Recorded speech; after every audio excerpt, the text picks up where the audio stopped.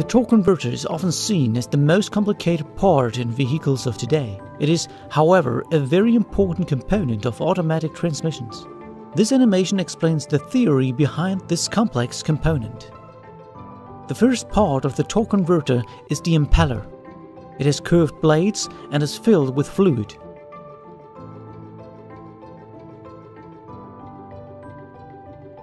When the impeller spins, the fluid will be thrown outwards by centrifugal forces caused by the rotation of the impeller. The faster the impeller rotates, the higher the centrifugal forces.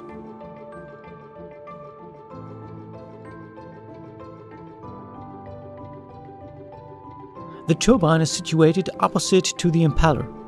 In fact, you could say that the turbine is an impeller rotated by 180 degrees. The fluid flow from the impeller is directed over the blades of the turbine, so the turbine rotates. The blades colored in red are those of the impeller. The yellow ones are those of the turbine. Here we can see that the yellow blades of the turbine are much slower than those of the impeller, because, for example, torque conversion and energy losses between impeller and turbine take place. Let's have a closer look on the flow of the fluid. The fluid in the impeller is forced outwards due to centrifugal forces and transmits the energy to the turbine. The turbine's blades are installed in such a way as to allow the fluid to flow to the inner part of the turbine and in the impeller.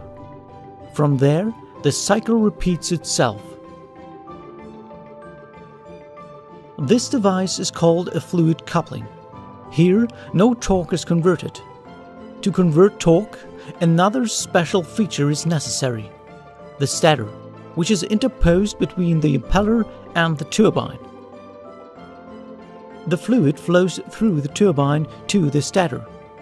The stator's curved blades turn the fluid flow at an angle of almost 90 degrees. The result is a multiplication in torque because the fluid flows back more slowly. The impeller is mounted to the housing, and the housing is connected to the engine. Consequently, the impeller receives the mechanical energy produced by the engine. In general, torque converters use a lockup clutch that will be explained later on, and a turbine output shaft that connects the turbine to the transmission and the wheels of the vehicle.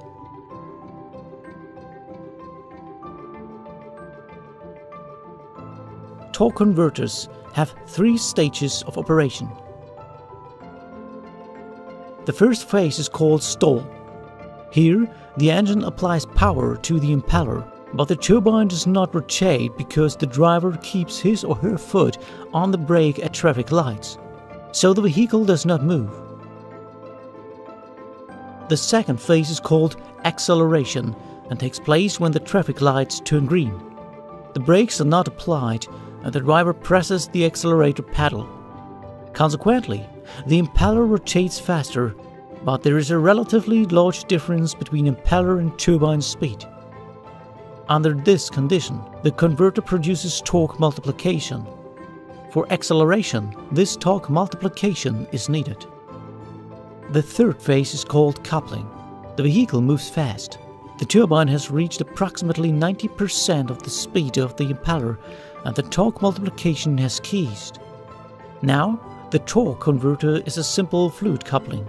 Modern vehicles use at this stage of operation a lockup clutch to lock the turbine to the impeller. This eliminates losses associated with fluid drive.